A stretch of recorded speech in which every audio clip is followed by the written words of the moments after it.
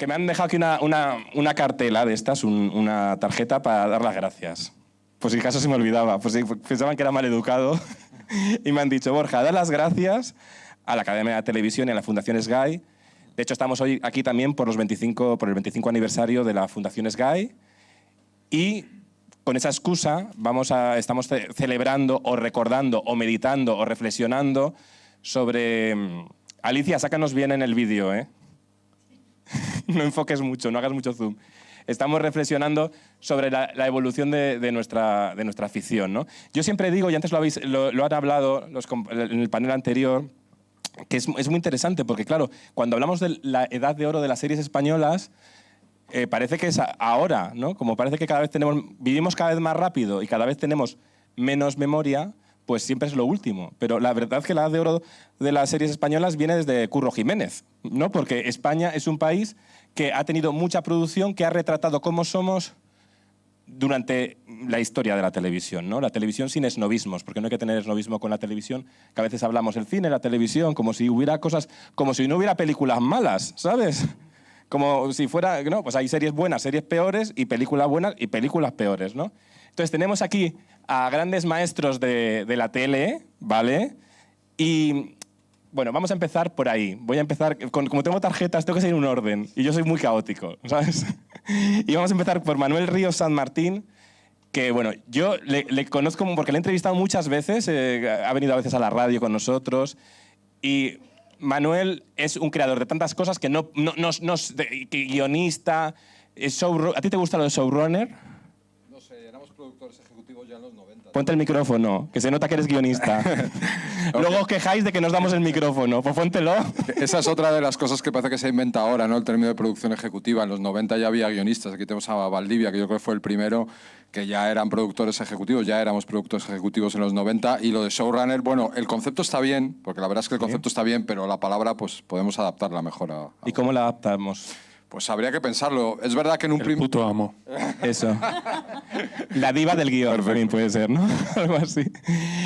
Y bueno, hay una cosa clave, ¿no? Hemos cambiado la forma de consumir series. Antes las veíamos todos juntos. En esas series aquí estáis que se buscaban sentar en el salón de casa a toda la familia y que se sintiera reconocida. Ahora, en cambio, todos de la familia vemos la serie cada uno en una cosa. Uno en el ordenador, otro en la tablet, otro en el móvil y otro en la televisión, ¿no? Para ti, ¿qué es lo más destacado de estos 25 años? ¿Qué es lo más destacado? Es difícil esta pregunta, pero... Mira, es difícil, pero voy a ir en contra de un tópico que también se ha dicho antes y que se dice mucho. Y es que como ahora se dice también que es la época dorada de la televisión, que ahora se produce más que nunca. Me gustaría que echásemos cuentas, yo creo, y no es por hablar bien de los 90 y mal de ahora, no, simplemente es por intentar poner las cosas en su sitio. Si contásemos el número de capítulos que se producen hoy en día y los minutos, estoy seguro que en los 90 se producían muchísimos más capítulos al año y muchísimos más minutos de ficción, con lo cual había muchísimo más trabajo para muchísima más gente. Porque ahora tú dices, no, hacemos una serie de 6. A mí me encantan, ¿eh? Ahora mismo yo prefiero hacer series de 6 que de 121 o de como hemos hecho. Pero la realidad es que cuando hacíamos, o compañeros, o periodistas, o médicos de familia, se hacían 25, 26, 27 capítulos al año de 70 minutos y trabajaban equipos de guionistas de 12 a veces. Hoy en día a lo mejor haces 6 capítulos y trabaja un guionista o 2, porque claro, para hacer 6 capítulos no necesitas 12. Con lo cual realmente yo creo que en los 90 había más trabajo del que hay ahora. Claro, no, eso sí. Bueno, Menudo es mi padre. Tú estuviste en Menudo es mi padre con esa serie con el Fari, convertir de actor al Fari, ¿no? Que eran temporadas larguísimas y eso también conseguía que tuviéramos más industria, en realidad, ¿no? Sí, yo creo que... no, bueno, me equivoco. Porque cada modelo está bien. Yo tampoco quiero volver a aquello, ¿eh? A mí me gusta lo que está ahora. Yo ahora también pienso en hacer 4 años y medio que estuvimos en Compañeros o en Médico de familia, lo que sea. Y ahora me da pereza. O sea, yo ahora prefiero series también de 6 y de 8. Pero bueno, simplemente es ver que ese es uno de los grandes cambios que ha habido, ha sido eso. Antes se pensaban en las series para durar y cuando ya creabas la serie, cuando participabas en la creación de una serie, todo el mundo pensaba en qué podemos hacer para que esta serie viva mucho tiempo. Y ahora realmente no. Ahora realmente ese ya es un planteamiento que no existe. Ahora lo que existe es cómo puedo impactar rápido porque me voy a ir en... Ya, antes decíamos 6, ya están empezando a hablar de 3, ¿no? Sí. Yo ahora estoy en un desarrollo de una serie que tiene 4, por ejemplo. Pues efectivamente ya llego, disparo y me voy casi, ¿no? Ya, es interesante. Bueno, Ana R. Costa, que está la siguiente, vamos por orden de aparición, como en el teatro, ¿no?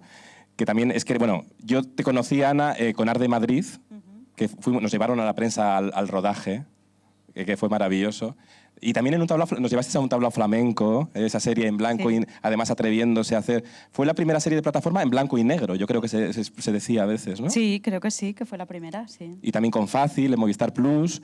¿Cómo ves tú la afición ahora ha salido de ese corsé para todos los públicos a eso que llaman ahora el nicho, ¿no? ¿Es más flexible que antes?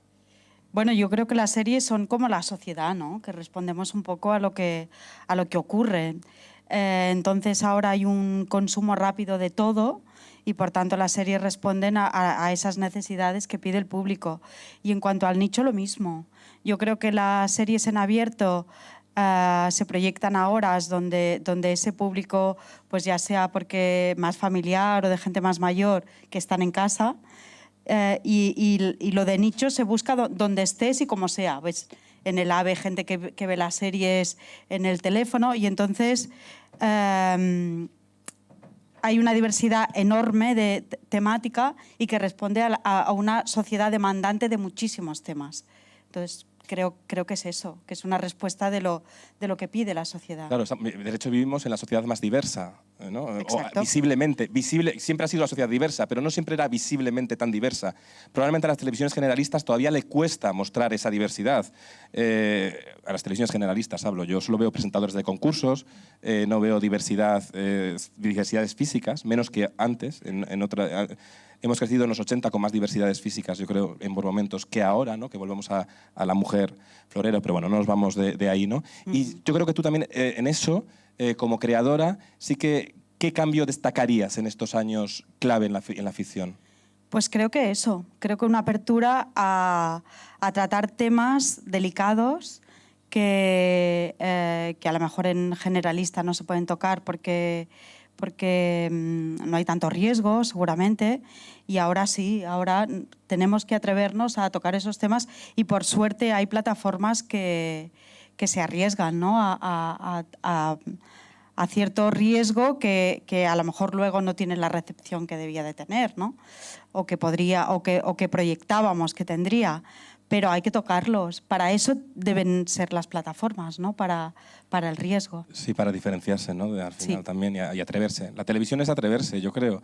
Lo que pasa que a veces es difícil por las sumas de dinero. Bueno, aquí está Manuel Valdivia, que es uno de los grandes... Bueno, hay tanta gente que ha trabajado contigo, ¿no? Que has descubierto. A mí hay mucha gente que me dice, Manuel Valdivia, ¿no? Eres uno de los grandes... Decía Conchi antes, o sea, no sé quién de aquí no ha trabajado para Globomedia, ¿no? Sí. Pocos. Bueno, no puedo decir todo tu currículum porque es infinito, ¿no? Pero sí que creo que Globomedia es una factoría clave para la industrialización, ¿no? de nuestra afición en España, ¿no? En realidad por accidente. Bueno, primero quería dar las gracias a la Academia por invitarme. Viene bien que de vez en cuando me saquen de la vitrina y me dé un poco el aire. Sí, ¿no? Estoy ahí un poco... y también una pequeña decepción con la mesa anterior. Yo venía a aprender, sobre todo, a decir, estaban responsables de plataformas, de cadenas, qué es lo que quieren, qué es lo que demandan, qué hay... Porque es que eso es fundamental para los creadores, saber. Al final quien decide las tendencias, en esto que estamos hablando, son los que te encargan un proyecto. ¿Y qué conclusión has sacado? Pues que no han contado nada, ni Que menos. no lo saben, es que no lo saben. O sea, yo lo que sí que veo es que hay un caos absoluto, que hay muchas maneras de hacer ficción y tal. Pero bueno, ¿qué me habías preguntado? Perdona. Bueno, no, yo creo que Globomedia es muy clave en la industrialización de la... O sea, es decir, grabábamos Sí, bueno, de una forma... No, lo que no quiero ser aquí es muy pesado con lo buenos que éramos.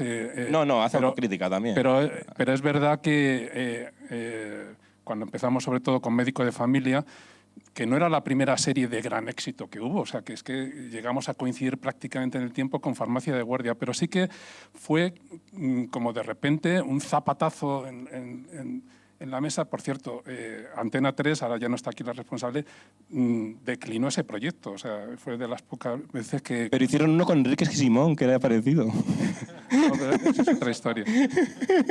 Bueno, lo que quiero decir es que, bueno, hasta ese momento parece como que nadie se había dado cuenta de que la ficción era un género de primer orden para las televisiones y de repente todo el mundo empezaron a crecer productoras y demás, yo creo que tuvimos un efecto multiplicador en la industria. Primero porque por nuestra forma de trabajo, que yo creo que también se ha tergiversado mucho, como esto de los equipos industriales, la factoría, antes tú decías, era una cosa mucho más artesanal.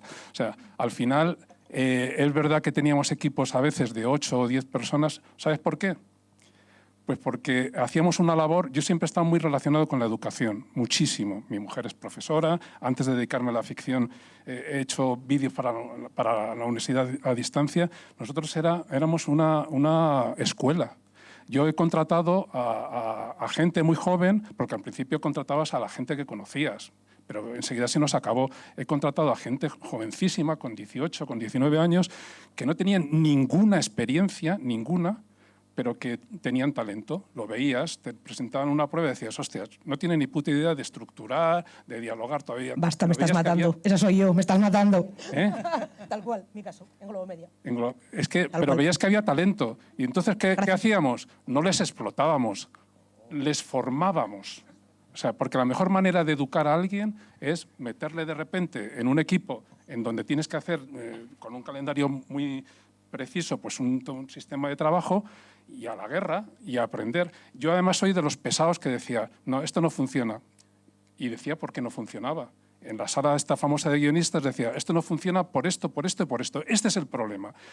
Una de las principales cosas que yo como showrunner, que entonces no sabíamos ni que existía esa palabra, era saber detectar los problemas, las preguntas. Este es el problema, ahora vamos a darle respuesta. Y yo creo que esa fue una de las claves de ese sistema de trabajo que luego se amplificó a toda la industria.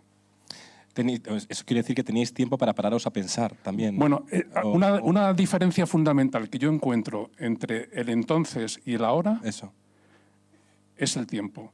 O sea, yo, por ejemplo, la primera serie en la que compartido con Emilio y con Dani, pero que fui showrunner más o menos, durante la primera temporada y pico fue en Médico de Familia.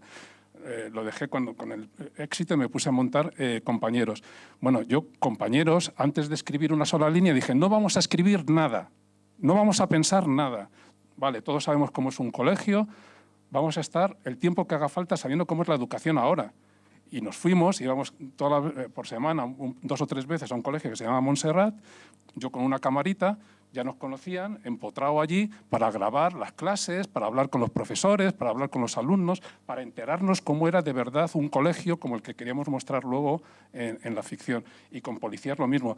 Eso ahora mismo es imposible. O sea, ahora mismo nosotros ahí teníamos equipos estables de mucha gente que íbamos formando. Ahora mismo, salvo los popes, salvo los gurúes, los Javier Olivares y tal, que tienen acceso y les es fácil, la mayor parte de los guionistas, que parece que es el boom de la ficción, viven en una situación muy precaria. Tienen que estar trabajando al mismo tiempo en 4, 5, 6 proyectos a la vez, para ver si, porque una productora te encarga una cosa, otra productora otra, una presentación. Nosotros trabajábamos en un solo proyecto el tiempo que hiciera falta, meses, un año, año y pico.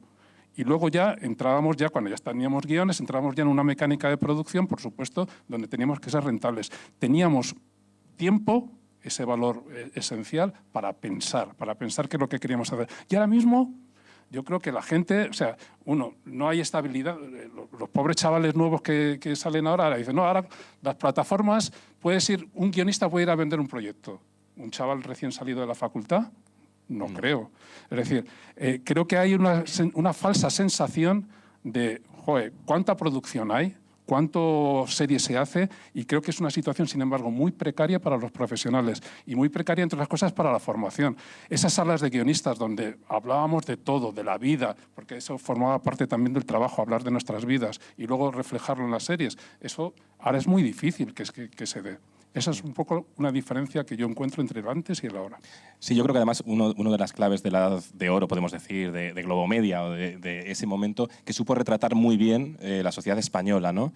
Y aquí tenemos a Eduardo Galdo, que también, tú vienes del lado más autonómico, digamos, estás en Secuoya.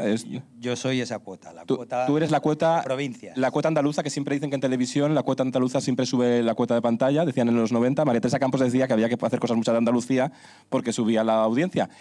No, entonces eres la cuota, sí. No, Arrayán, por ejemplo, que es un gran éxito de Canal Sur, que pasaron también muchísimos actores y muchísimos creadores. ¿Cómo ves tú, toca la ficción de hoy realmente el suelo? Porque creemos que vemos mucha ficción, pero en realidad puede parecer todo muy globalizado. A veces no hablamos de nuestras cosas, ¿no? No sé cómo lo ves. Hombre, yo creo que siendo nosotros como éramos alguien que no habíamos estado en Globo y que tuvimos que empezar desde cero e inventarnos desde cero, o sea, daros cuenta, en Andalucía no había tradición de producir ficción. Y entonces la clave, y además me resulta tan familiar lo que contabas, porque nosotros hemos vivido eso, pero con 1000 veces menos presupuesto. O sea, nosotros competíamos con Águila Roja cuerpo a cuerpo y con un presupuesto 20 veces inferior, con lo cual, imaginaros, y eso a todos los efectos, ¿no? Pero me ha resultado familiar cómo éramos capaces de montar y vivir las experiencias similares. Y yo creo que una de las claves del éxito de Arrayán era la proximidad. Era contar historias universales, historias que le interesara a cualquiera, estuviera donde estuviera, en Andalucía o donde fuere, ¿vale? Pero sobre todo que el espectador terminara viéndose a sí mismo o a su vecino o a su hermano o a su familiar. La cercanía y la proximidad es una de las claves del éxito. Y eso yo creo que hoy en día estamos viviendo en un momento de euforia. La verdad es que yo estoy entusiasmado de fenómenos como La Casa de Papel, que ahora mismo habla también de nuestra calidad de ficción y de producción. Sí. Lo hablábamos antes y es verdad. Y yo creo que también esa euforia también se está volviendo un poco en nuestra contra, ¿no? ¿Por qué? Porque estamos empezando a despegar los pies del suelo. O sea, estamos queriendo imitar el modelo norteamericano y no estamos haciendo la ficción cercana, esa ficción de proximidad. Y yo creo que hay ahí un espacio. Cuando el éxito, por lo menos donde estoy yo ahora, ¿no? Cuando probablemente el éxito de La Casa de Papel es que ficciones con ladrones hay muchísima, pero ficciones con ladrones mediterráneos que crean esa empatía no hay en el resto del mundo, ¿no? Y con unos personajazos que te mueres, ¿no? Claro. Y unos personajazos de nuevo empáticos y de nuevo cercanos y de nuevo que podrían ser tu cuñado. Sí. Y yo creo que esa es la clave de la nueva generación de ficción que deberíamos generar desde aquí. Sí, no, está claro, ¿no? Sara Antuña. Yo era muy fan de una serie que era guionista Sara. A ver. Sí. Gominolas. ¿Quién se acuerda aquí de Gominolas? Oye, bastante gente, pero porque habéis trabajado todos en Globo Media. Cuando Cuatro tenía pasta, sí. Cuando todavía no era ya se han ido los de Mediaset, ¿no? Cuando Mediaset no la hundió, digamos, ¿no? No puedo decir esto, que Mediaset tiene que volver a la academia. Por favor. Y ahora has estado en García, que es una gran serie también.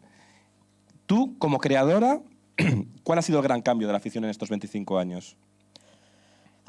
De Aída, de trabajar en Aída a trabajar en García, que acaban en IA, los dos. Pues un poco lo que ha dicho Manuel.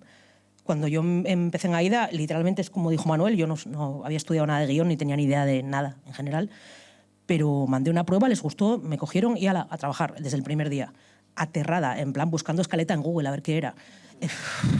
Menos mal que, como dice Manuel, hacía mucha cantera. Yo me senté con mi jefa, que me vio el pánico, este mismo pánico, pero peor, y me dijo, ¿no tienes ni idea? Yo dije, no, ni idea. Bueno, pues no se supone que tengas que saberlo. Y yo, perdón, ¿me van a pagar sin saber trabajar? Dijo, no, vas a ir aprendiendo, vas a ir metiendo la pata. Tú cuando no sepas lo que estamos haciendo o quieras preguntar algo, me paras. Lógicamente no la paré ni una vez, acojonada. Era como, no, ya me busco yo la vida, ya me busco yo apuntes de guión o algo. Y el tiempo que estuve en Aída, pues es exactamente como dice Manuel, aprendías con un equipo muy grande, te cambiaban de equipo, reforzabas otros equipos, ibas viendo cómo trabajaban y hacían las series un poco a plantilla en el sentido de, si estabas desde cero, si no tenías ningún conocimiento previo, aprendías literalmente cómo se hace. O sea, esto es una escaleta, esto es un punto de giro, esto es lo que sea. Para cuando salías de allí, si salías, como salí yo, era como, ya sé escribir. Luego no, claro, porque vas a otra serie que no tiene nada que ver con Aída y es como, no sé escribir. Esta gente no habla igual ni... Hacías este rato chistes de estos de contraste, que dice una cosa el personaje de Paco León y luego hacía la contraria, ¿no? Todo el rato, absolutamente. Y sociológicos, que eran chistes que ahora ves capítulos de 7 vidas y dices, estás más enfadado que Carrillo en el Congreso y dices, ¿qué? ¿De qué habla? ¿Qué hizo Carrillo en el Congreso? No te acordabas ya de nada. Ya. Por eso no se repite también como Aquí no quien viva, porque sí, era muy pegado a la actualidad. Muy pegado a la actualidad, efectivamente, pero bueno, a la gente le llegaba por eso. Y ahora con García y también con la que estrenamos el 16 de marzo en Amazon, sin huellas. El cambio también es un poco el que dice Manuel. En AIDA, todos los guionistas reunidos juntos, los que hacían AIDA, los que ya estaban preparando gominolas, llegamos a ser como 22, que es una barbaridad.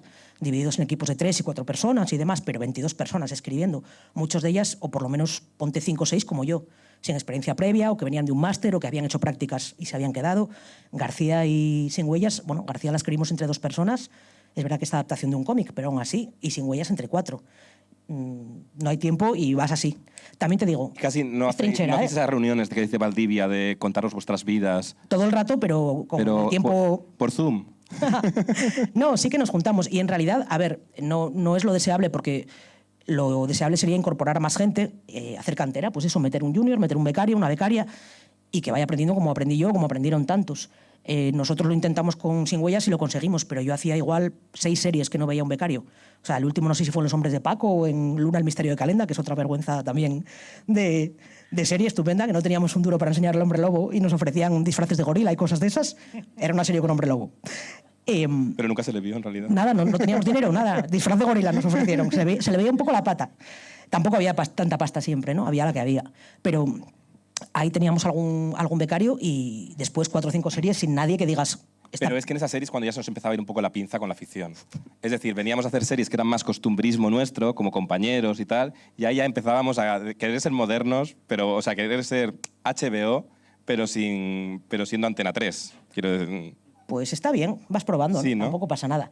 Pero eso, la diferencia básica para mí es que hay menos tiempo, menos gente y que es una pena, porque lo guay es que pases el relevo y que la gente, como dice Manuel, que sale de la carrera y que tiene ahí su proyectito, que lo pueda mover de alguna manera, que pueda aprender. Es verdad que algunos lo consiguen, pero claro, tienes que escribir 100 para que te cojan uno, y si te lo cogen. Y a veces ni siquiera te llaman para hacer el proyecto que tú has vendido, te llaman, como nos pasa a nosotros, porque dices, bueno, esta persona mola un montón, no tiene experiencia, pero que la adquiera aquí, ¿no? que aprenda con nosotros lo que le podamos enseñar. Manuel, no te duermas, Río San Martín. Que estás bostezando, que te he pillado. Que te estoy vigilando.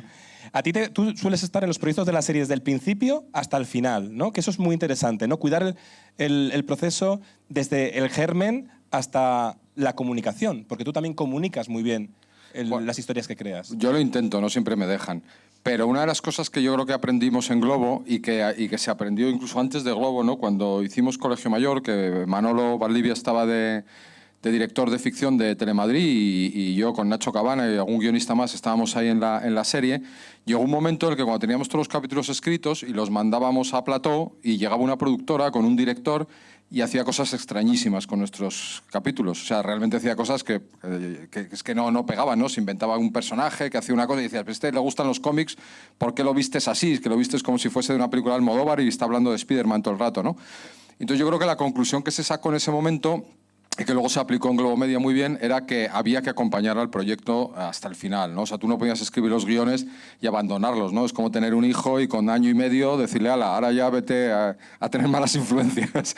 Y yo creo que esa fue la conclusión, la de intentar estar hasta el último momento del proceso. A mí cuando me preguntan, y doy a veces clase de producción ejecutiva, yo digo que es eso, que es de la idea a la emisión, ¿no? Yo le llamo. Y efectivamente, a mí que el guionista, creador de la serie, no esté en la rueda de prensa de presentación de la serie. El otro día yo estuve, por ejemplo, en la rueda de prensa, no digo de qué serie, pero una serie de una plataforma, y estaba el productor, muchos actores, no sé qué, y no estaba el guionista.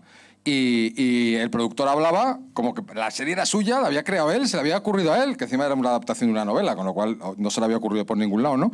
Y no estaba ningún guionista. Yo digo, parece que ahora los guionistas estamos en un buen momento, que se nos reconoce. Pues yo he tenido últimamente unas experiencias mucho peores, incluso que los 90, de intentos de no reconocimiento. A mí me han llegado a pasar, y hace relativamente poco, que alguien mande un guión mío a la cadena sin mi nombre. O sea, es decir, cosas que yo no he visto en mi vida. O sea, es decir, que yo creo que sigue habiendo ahí una reivindicación que hay que hacer y que para nada hemos ganado.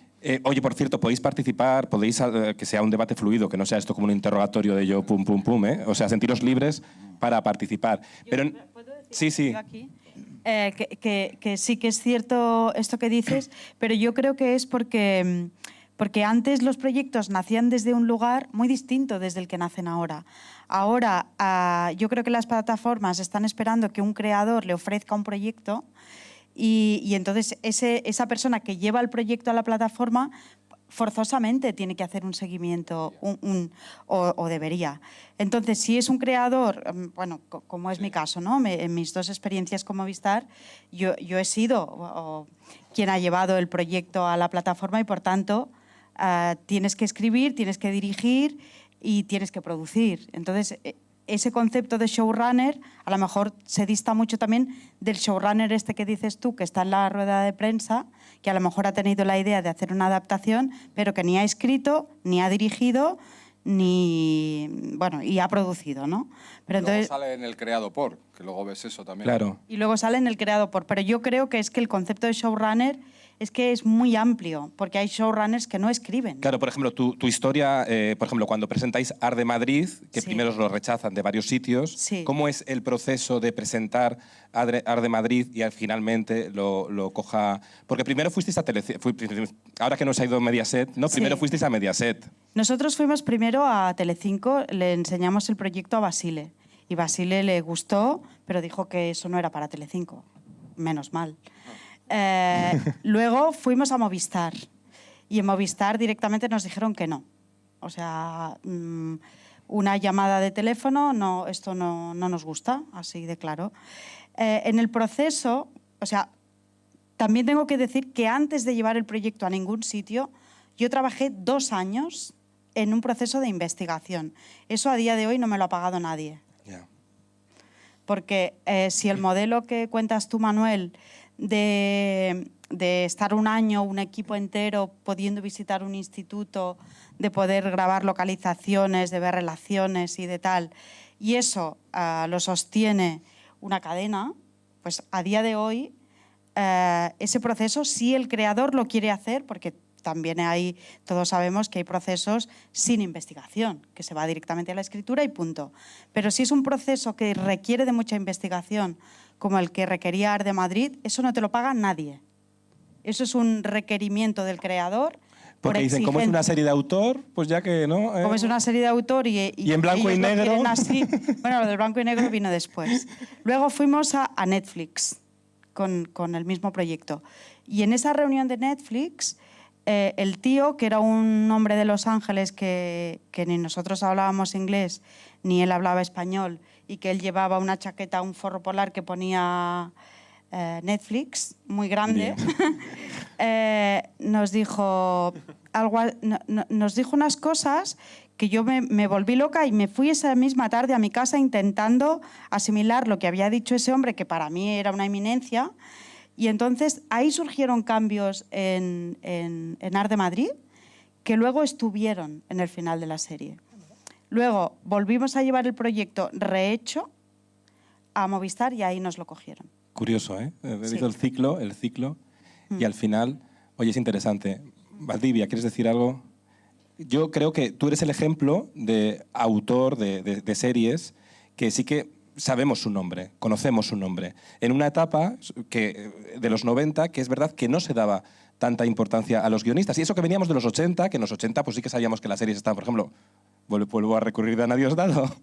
Es decir, en los 80 sí que se vendían las series con sus autores, ¿no? En cambio, en los 90 sí que entramos en esta dinámica de series igual más largas, pero sí que, bueno, hay nombres propios y uno de ellos eres tú. Yo probablemente sea un caso un poco raro porque, aunque en esa época, por supuesto, la tele no estaba tan bien vista, no era tan cool y todo eso, pero mediáticamente no se me conocía como ahora. Sin embargo, yo siempre he tenido la suerte de dentro de las cadenas, en ese momento no había plataformas, de ser el interlocutor. Es decir, que se habla mucho de la factoría, tal. No. Quien iba a vender la serie era yo. Yo creo que la única que no fui a vender fue Médico de Familia, porque fue un encargo directamente al principio, no un encargo, fue un deseo que quería hacer Emilio, de hacer una serie, una telecomedia, y ya digo, Antena 3 dijo que no. Yo además guardo, no lo guardo yo, vamos, pero lo he visto. En el guión que nos devolvieron había una nota manuscrita de un directivo diciendo por qué había que rechazar ese proyecto, que era una serie condenada al fracaso, que era un frenopático, en fin. Fuimos a O sea, que había el prejuicio de que como era un médico, ¿no? No lo sé, o sea, el caso es que, bueno... Aunque venían ellos de Farmacia de Guardia, hay que recordar que en el último capítulo de Farmacia de Guardia hay un cameo de Emilio Aragón que sirve de puente entre las dos series, de cadena a cadena, además de competencia. Eso es como Marvel, el universo cinemático de Globomedia. O sea... Bueno, pequeño anécdota puedo contar. El decorarse de Farmacia de Guardia estuvo un tiempo. Entonces, yo me fui de médico de familia, entre medias montamos la serie Más que Amigos, por encargo de Miquel Lejarza para Telecinco, e inmediatamente pusimos en marcha una serie que era Menudo es mi padre. Alguien tuvo la loca idea de hacer una serie con el Fari, y yo decía, pero vamos a ver, ¿estamos locos o qué? Entonces, hubo un día donde al Fari le dijimos, vamos a hacer una prueba para ver qué tal y no sé qué, y en realidad era una prueba para ver si era capaz de interpretar algo, porque no sabíamos. Y entonces esa prueba la hicimos en el decorado de Farmacia de Guardia. Que estaba ahí todavía. El cabrón fue allí a la prueba sin leerse ni el texto siquiera. O sea, no, yo siempre he tenido la duda de que yo creo que no sabía leer bien. Pero Luisa Martín, que estaba en ese momento haciendo la Juani en médico de familia, más o menos le contó de qué iba la secuencia y el tío la abordó y a partir de ahí se hizo. Es verdad que hubo ahí, digamos, una especie de mix, de relevo entre Farmacia de Guardia, médico de familia y las series. Y la inconsciencia del Fari, que como no sabía lo que era actor tampoco, pues sabes, pues se tiraba a la piscina, pues era taxista y tenía, por cierto, que llevaba a Gardner. Todo está unido. Sí. Llevaba a Gardner al universo de Marvel, Hilton, o sea... al antiguo Hilton. Sí, la llevó borrachísima. Eran muy divertidas las grabaciones con el Fari, cosas que nos contaba. Pues mira, un crossover entre Ar de Madrid y él. Eduardo, tú desde tu punto de vista, ¿cuál es la figura de...? Porque tú eres más productor creativo, ¿no? ¿Cómo te autodenominas tú? Explícanos. Yo me identifico totalmente con lo que se ha dicho aquí sobre la figura del productor y del productor ejecutivo creativo.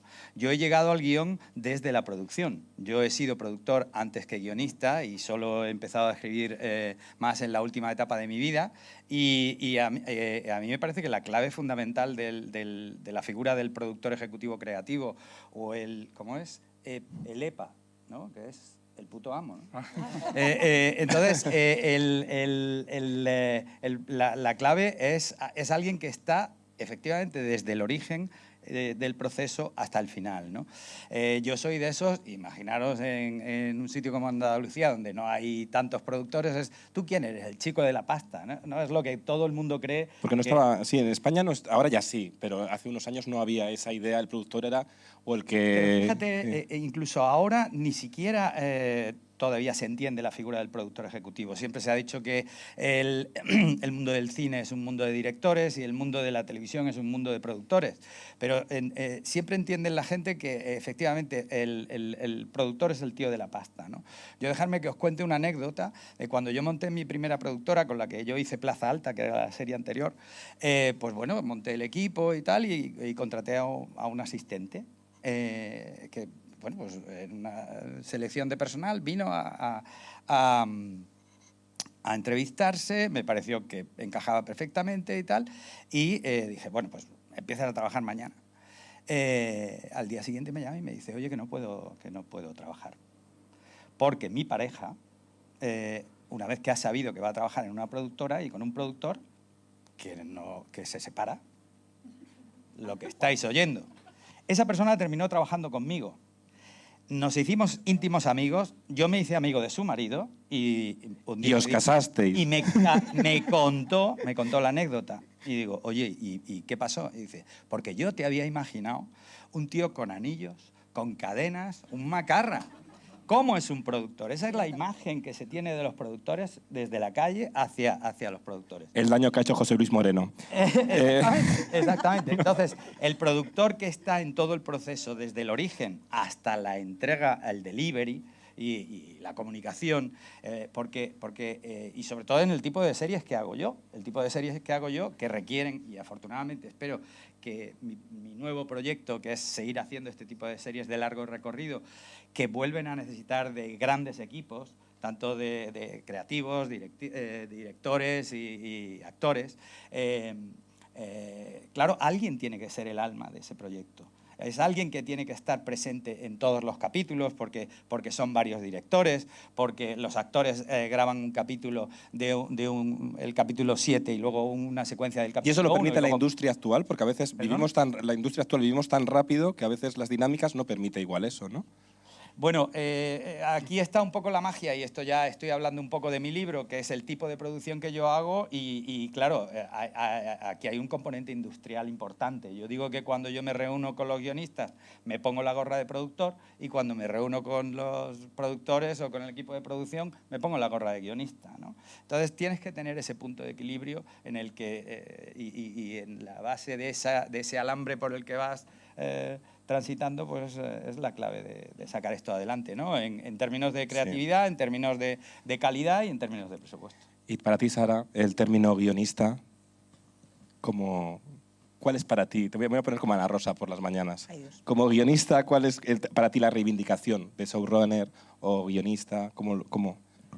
Pues mira, creo que igual no todas las series necesitan una producción ejecutiva tan intensa. Yo he estado en series y seguramente esté todavía en alguna más que digas, ok, esta serie por lo que sea no requiere una supervisión extrema desde la idea hasta el estreno, como ha dicho Manuel Ríos, ¿no?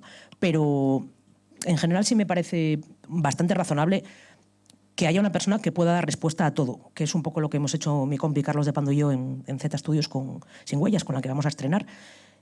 No solamente somos las personas que la escribimos, que también la escriben Héctor y Gaby, los dos guionistas que de hecho la crearon y la trajeron a Z. No solamente la escribimos, sino que para cualquier departamento, para cualquier pregunta de todo tipo, desde la reunión con los actores para que entiendan bien el personaje y luego no te la líen en rodaje, hasta la elección del vestuario, pasando por la banda sonora. Tiene que haber una única cabeza para todo eso, no porque sea la visión mejor ni la más inteligente o la más brillante, ni mucho menos, sino porque una serie la hacen muchísimas personas, no todas de las cuales van a estar en la segunda temporada necesariamente. Nuestra serie, por ejemplo, tiene 4 directores y directoras, y a lo mejor si hay una segunda temporada viene gente nueva, cambia el reparto, cambian los equipos, y la idea es que la serie se mantenga homogénea, de alguna manera, coherente, por así decir. Y esto a lo mejor nosotros lo notamos a lo mejor más en el producto extranjero, cuando dices, puf, la tercera temporada de esto, ¿qué pasó? Y dices, bueno, echaron al showrunner. A veces se hace para bien, a veces lo cambian, ¿no? Como en The Walking Dead o lo que sea, y dices, pues ha mejorado desde entonces. Y es porque la coherencia de la serie, el alma de la serie de alguna manera tiene que recaer en alguien. A mí me parece un trabajo chulo y te permite conocer bien de verdad lo que estás haciendo. Y si eres productor ejecutivo de una serie o showrunner y luego pasas a otra serie y simplemente la escribes, también has aprendido para escribirla cómo se hace una serie de verdad. Cuánto de lo que escribes tiene sentido, cuánto se puede llevar a la pantalla, cuando te has vuelto loco y no puedes tener 2 helicópteros o un caballo. En la última serie no nos dejaron meter un caballo, por lo que sea. No, en García no nos dejaron y en Sin Huellas sí. ¿Pero y eso por qué? Porque lo habíamos puesto para que lo tiraran y nos dejaran el helicóptero. Ah. Y al final no hubo... Hombre, claro, tú pide. Y así Pero cuando llega el productor... hecho como Cristo y Rey, que son muñecos. Uf, ya. Ahí los efectos le pasaron un poco de factura a la serie. Pero bueno, la gente no la va a ver por el elefante más o menos realista. Sí, ¿no? La va a ver por otras razones, como ver al rey en la cama con otra persona que no es la reina. Que todos... ¿Ah, sí? Sí. ¿Eso se puede decir en las GAE? Bueno, es ficción, es ficción. Si no sabemos todavía quién es M. Rajoy, pues a saber quién es ese tío, al que llaman Juan Carlos, ¿sabes? Juancar. Juancar, exactamente, el emérito. Mira, Alicia, no te asustes con esto. Alicia se acaba de enterar lo del rey Bárbara. No, es broma, es broma. Cristo y Rey, Perdona. ¿la puedes ver? Ya se acabó. Ay, no. Ayer, amiga, sí, es verdad. No veo El Hormiguero por salud mental. Pues mira, lo único bueno que da El Hormiguero, ¿no? Es que Pablo Motos es muy como un niño. A ver, yo sí creo que en tiempos que la tecnología arrasa con todo, ¿no? Al final hablabas tú del alma, del guión, el alma de cuidar. Nos queda la artesanía, y creo que todas vuestras series tienen ese punto, sean de la época que sean, tienen esa artesanía que les pone el alma y que al final hablan de lo nuestro. Estamos aquí hablando del 25 aniversario de la Fundación SGAE y se cumple el aniversario de Compañeros, ¿no?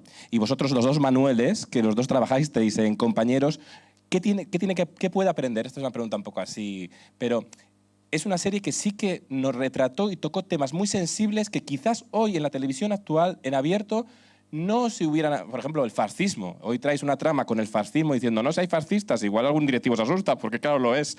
Uy, creo que acabo de decir.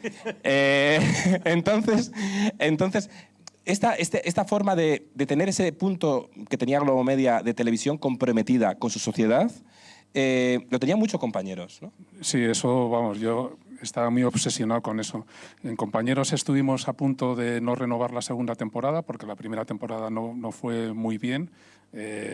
Y yo me acuerdo de una reunión que tuvimos en Antena 3 donde yo defendí el concepto de la serie y además estaba seguro de que iba a remontar. Y una de las cosas por las que la defendí es precisamente por ese carácter que además a mí no me duelen prendas decirlo. O sea, nosotros, por supuesto que estábamos comprometidos con la serie. Yo particularmente muy comprometido socialmente, siempre con un respeto absoluto al espectador, considerándole inteligente, considerando que además teníamos una responsabilidad tremenda. Nos veían, luego cuando ya empezó a tener éxito, pues unos cuantos millones de espectadores.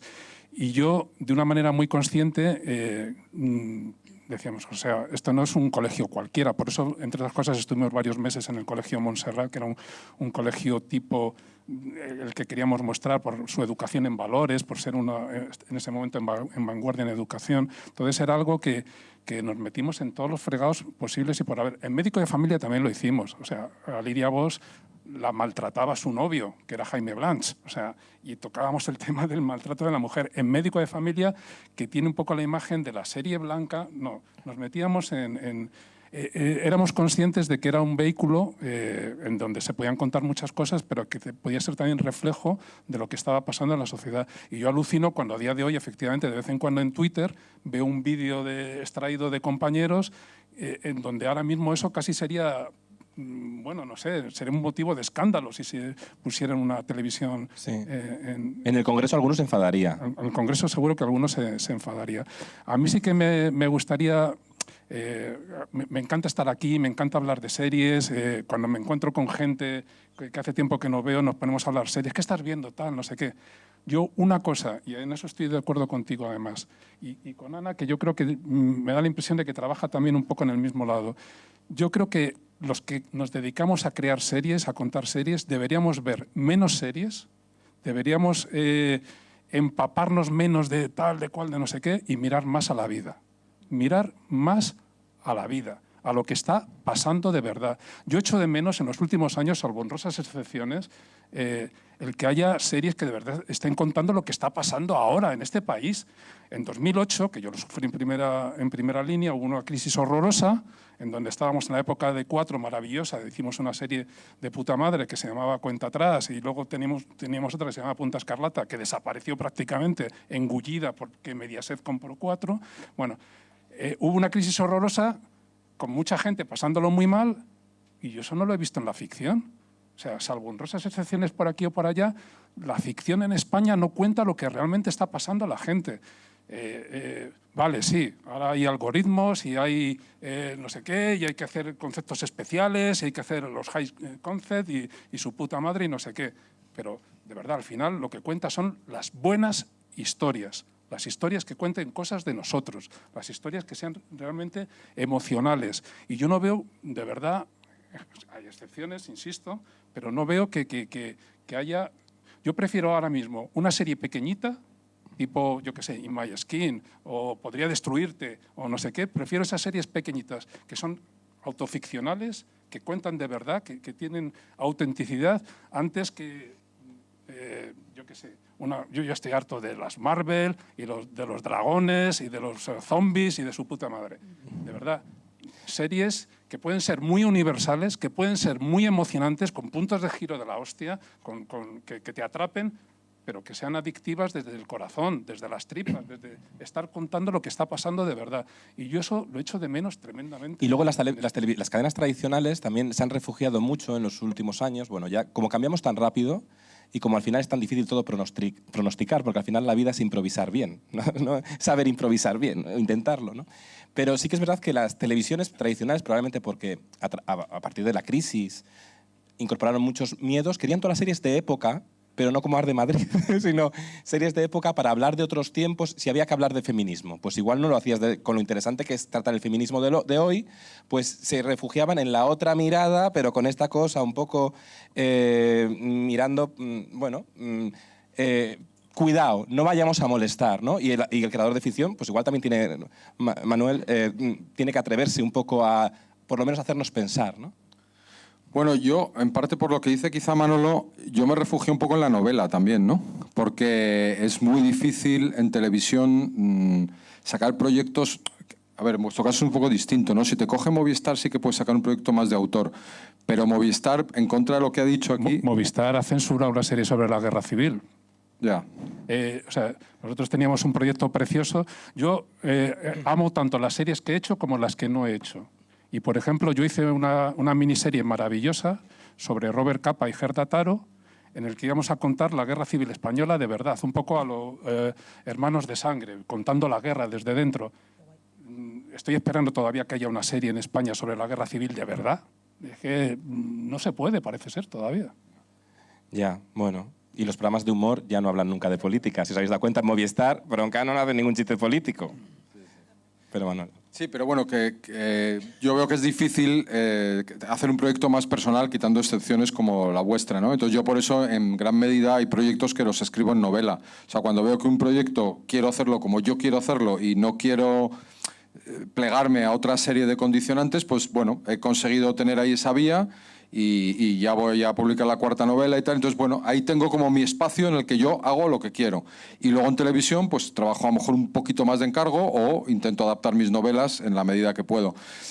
No sé si esto es generalizable, es un poco el hueco que he encontrado yo en esta última etapa en donde las cosas han cambiado mucho y están muy caóticas, ¿no? Sí. No, y hay una cosa también interesante con lo que estáis hablando, y sí que es verdad que vivimos en la sociedad más diversa, hablábamos antes, pero sí que en realidad los medios de comunicación, y ahí voy con Ana, ¿no?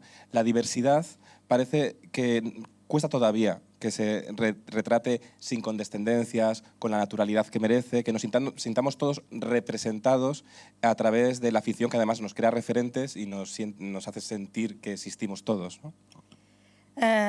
Sí, pero yo estoy pasando una crisis, fíjate. ¿Por qué? A ver, cuéntanos, nos interesa. Estoy pasando una crisis personal de ver que todo este tema de la diversidad, por el momento, es un oportunismo. Eso es lo que creo desde el fondo de mi corazón por ahora. A lo mejor mañana ya he evolucionado y creo otra cosa. Pero creo que ahora hay mucha demanda de diversidad, de temas sobre diversidad, porque creo que hay que tocarlos, ¿no? Los temas hay que... Las cuotas famosas. Vamos a hacer esto. Las cuotas. Las mujeres, los homosexuales, la transexualidad, la discapacidad no tanto porque... No, pero la discapacidad, yo creo que sí, como...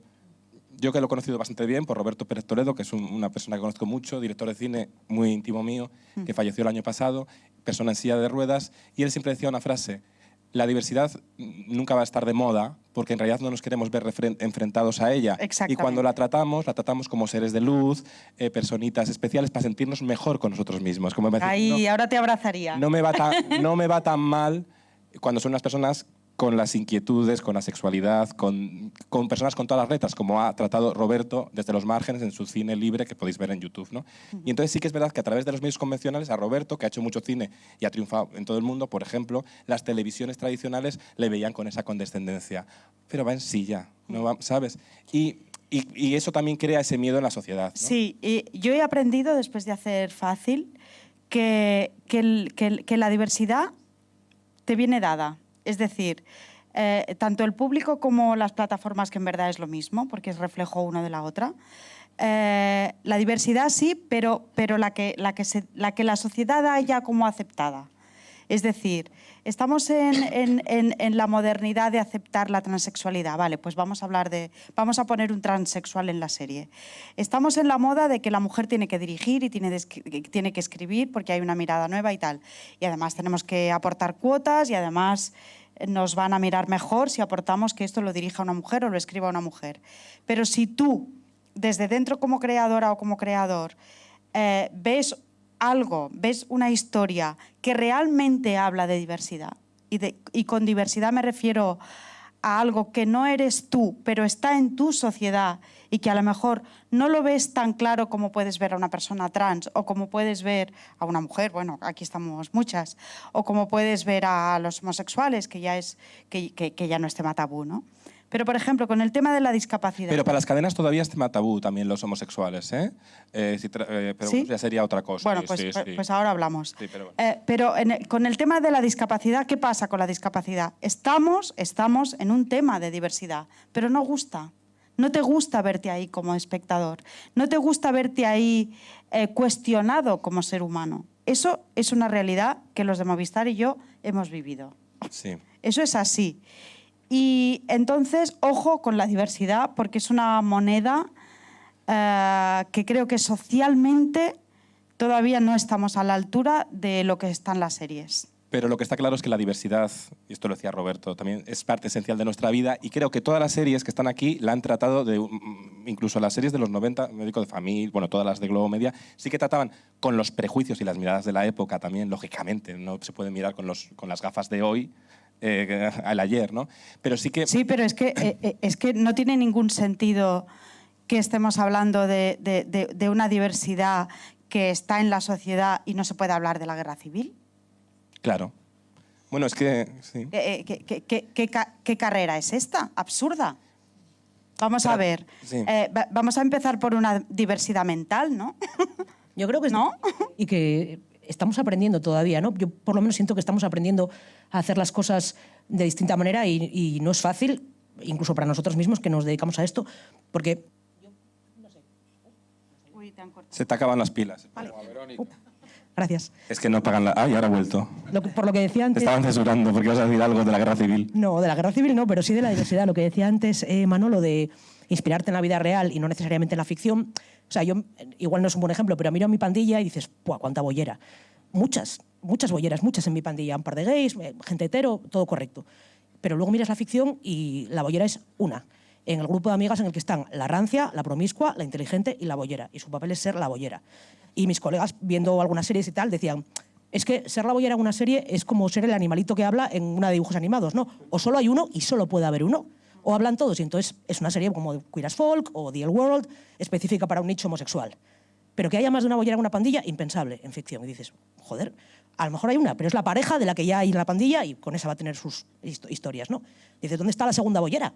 ¿Os recordáis alguna serie de ficción que Sí, tenga es que la además... segunda bollera? Es No, claro, porque al final mi animal mitológico favorito, la segunda bollera. se reduce al personaje cuando una bollera es una persona que es mucho más que eso, es una característica. Entonces vamos a... no me gusta nada la palabra normalidad, porque ¿qué es la normalidad? Haces una media y no sale nadie normal. O sea, hay una sociedad representativa y las etiquetas son muy importantes porque nos hacen sentirnos reconocidos las diversidades, pero también son peligrosas porque esas etiquetas a veces hacen que las series son unas series de nicho que ya los heteros no las van a ver, tal, entonces no nos conocemos. Y la ficción tiene que ser un punto de encuentro para conocernos todos y quitarnos prejuicios. ¿Vale? Sí, yo quiero decir una cosa también relacionada con esto y es, yo hice Rescatando a Sara, que es una serie donde había muchísimos actores árabes y muy buenos. Y yo decía, yo pienso desde entonces, que es una serie del 2012 o por ahí, digo, ¿cuándo veré a uno de estos actores árabes en un papel que no sea de árabe?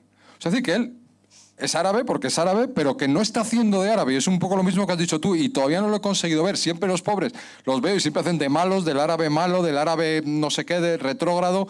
Y a mí me encantaría, especialmente con uno de ellos, que me parecía un gran actor, Widar, es decir, que hiciera de policía, pero que nadie dijese que es árabe. O sea, es decir, que hiciese de policía y que del grupo de policía subiese uno que es árabe, que tiene un poco acento árabe, y nadie dijese, más que a lo mejor en el capítulo 6, ah, pues sí, resulta que eres árabe, ¿no? Y... Comentario al respecto, te digo. Como comentaba antes Manolo, en Globo Media nos documentábamos mucho, porque podíamos, y nosotros tuvimos un tiempo, un compañero y yo, patrullando con la policía de Vallecas, bueno, viendo cómo funcionaba toda una comisaría para una serie policíaca que al final, bueno, no salió de otra manera. Y preguntamos precisamente un poco por la diversidad en ese sentido, ¿no? El comisario nos dijo, pues mira, fulanito, bueno, un compañero es homosexual, se casa, nos ha invitado a todos a la boda, esto correcto, bien. Dijo, ahora, variedad racial, por así decir, hay un solo policía chino en toda España. Solo uno. Decía, ahora parece que ya va a entrar otro más, de segunda generación, de lo que llaman chinoles, ¿no? Chinos criados en España que hablan español y hablan chino, y perfecto. Dijo, no hay ni uno. Y claro, nosotros decíamos, vale, acostumbrados a la ficción americana, donde todos los repartos de policías, en una serie en la que puede haber 12 personajes policías, hay un poco de todo, pues yo que sé, en The Shield, en donde sea, ¿no? Que dices, bueno, pues hay hispanos, hay afroamericanos, porque claro, transcurre en Estados Unidos. Aquí, si a alguno de vosotros alguna vez le ha parado la policía y resultó que era algo distinto a un caucásico, pues enhorabuena, os ha tocado la lotería, porque a mí, por ejemplo, no me ha pasado. Pero sí hay lugares donde cada vez se hace menos extraño y mola ir metiéndolo, ¿no? No sé, el médico de mi centro de salud es un señor latino y creo que hay como 3 o 4 más. Soy un venezolano, colombiano, no tengo ni idea, la verdad. No soy buena para los acentos.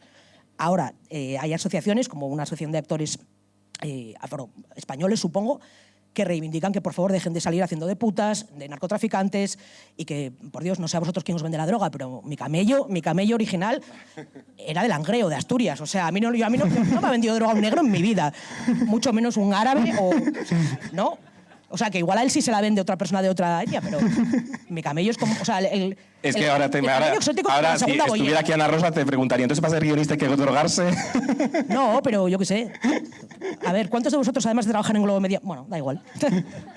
No, es interesante. Pero sí que os pregunto a todos, quien quiera contestar, ¿creéis que la televisión, la televisión de hoy igual no se atreve a tratar, digo la generalista, no se atreve a tratar los temas de hoy de una forma más atrevida porque trata con condescendencia al espectador? Yo creo que sí. O sea, que hay todavía un poco esa rémora. Es una pena que no estén aquí Arantxa, Monse y Susana para que nos dieran su versión. Yo, vuelvo un poco a lo mismo. Estamos ahí en una época en donde hay un montón de ofertas, donde aparentemente hay una diversidad tremenda en los temas. Ahora se puede hablar de todo, salvo de la guerra civil o de alguna cosa más. Pero a mí me resulta muy difícil, como espectador hablo ya, decir, ¿qué veo ahora? O sea, yo le dedico un buen tiempo, se supone que estoy informado, sé todo lo que ponen, tengo casi todas las plataformas, me cuesta un huevo elegir algo, porque todo está bien, todo está bastante bien. El salto tecnológico ha sido tremendo con respecto a las series que hacíamos, donde efectivamente en Compañeros poníamos el film mode para que aquello pareciera cine. Hasta ahora es increíble, ahora las cámaras las pones en cualquier sitio y parece, bueno, están iluminadas de puta madre.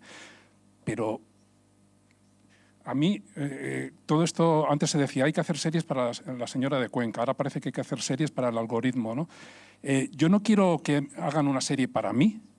Yo no quiero que hagan una serie para mí, Manolito Valdivia, porque tengo estos gustos, porque el algoritmo sabe. Yo quiero que me sorprendan. Claro. Yo quiero algo diferente.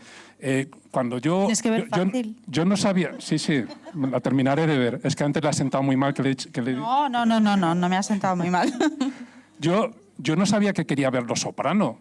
No tenía ni idea. Y luego me encantó verla. Yo no sabía que quería ver The Wire. O sea, ¿cómo voy a saber yo que quería ver una serie de unos drogatas y unos policías corruptos en Baltimore? ¿Qué cojones? Yo no sabía que quería ver Breaking Bad, un tío ahí, profesor de química. Yo no sabía que quería ver todas esas series, porque yo sé lo que sé. Claro. Yo lo que quiero es que me sorprendan. Y hace mucho que yo no veo una serie que diga, ahí va, me ha sorprendido, ahí va, ha cambiado el paradigma, ahí va, está contando esto de una manera nueva.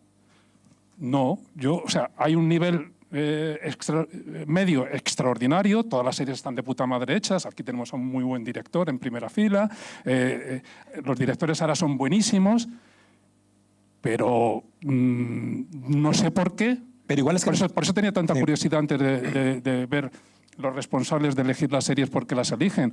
Yo no sé por qué, a mí ya no me sorprende casi nada. A lo mejor es que estoy ya viciado, que ya soy un viejuno, no lo sé, pero hace tiempo que yo no veo una serie. Hay muy buenas series. Me encanta ver Atlanta, me encanta ver estas series pequeñitas que digo, pero algo que digas, ahí va, diferente. Ana, ¿querías decir algo? ¿Querías añadir algo? Te he visto ahí... Espérate, creo que te ha no ido. me acuerdo. Pero yo hay una cosa... Yo quería añadir que yo creo que esa falta de audacia tiene mucho que ver con la situación actual. Yo creo que está estupendo que haya miles de plataformas y canales a los que ir a vender, pero yo creo que quien ahora compra es un poquito más temeroso. Tiene muchísimo más miedo de equivocarse. Ahora hay mucha menos capacidad de arriesgar. Ahora están, claro, como hay tantísima oferta, es verdad que las probabilidades de equivocarse son mayores y entonces yo creo que son mucho más cautelosos cuando deberían estar haciendo lo contrario. Ya, cuando las televisiones tradicionales tendrían que arriesgar más porque tienen lo que les diferencia, que es lo autóctono, ¿no? Entre tanta globalización. Pero igual estamos en un momento... La televisión pública, que es que bueno, está para eso. pero la televisión pública está en un momento de inestabilidad. Tendría que estar haciendo eso. Pero está en un momento de inestabilidad que no quieren molestar a nadie. Y la televisión, si no molesta a nadie, causa indiferencia. ¿Esos son de la televisión pública? No. Que vamos a abrir... Hay una cosa, yo creo que, y nos pasa en el periodismo también, hay un momento que yo creo que nos hemos olvidado que los medios de comunicación y la ficción no es solo reconocer. Lo que busca el algoritmo es reconocer, repetir lo que ha funcionado. Sobre todo es descubrir. Y para eso hay que dejar a los creadores tirarse a la piscina de las ideas, ¿no? Vamos a abrir el turno de preguntas y participar. Hacer, como me gusta mucho lo que ha dicho Conchi Cascajosa, hacer preguntas pero no opiniones. Pero también podéis hacer opiniones, ¿qué va? Y si nos queréis contar de alguien que murió aquí que no sepamos, también. ¿Ah? Que también, pero Antonio Vega no. Pero estuvo aquí, ¿no? ¿Dónde estás tú? Exactamente. Pues ahí tenemos una pregunta. ¿Tenéis micrófono o voy yo como Isabel Gemio? Venga, voy yo como Isabel Gemio. ¡Ay, que se me cae el móvil! ¿Pueden quitar el frío? Vale, quitad el frío, señor. Pero no mucho. Hola, buenas tardes, soy Javier. Nada, yo quería preguntarles, bueno, a todos que sois guionistas con Callo, que cómo superáis la barrera, cómo habéis superado la barrera de empezar un proyecto, una idea, trabajando sin desarrollo, sin nada, a ciegas, solos en casa, los bloqueos narrativos, por un lado. Y luego, si queréis ahora mismo con los audio podcasts o con otras formas de expresión narrativa, si puede haber una salida para todos esos proyectos de series o narrativas que se están quedando ahí y que nunca van a ver la luz, o bueno, qué otras formas alternativas, como ha dicho Manuel, de la novela podéis vislumbrar.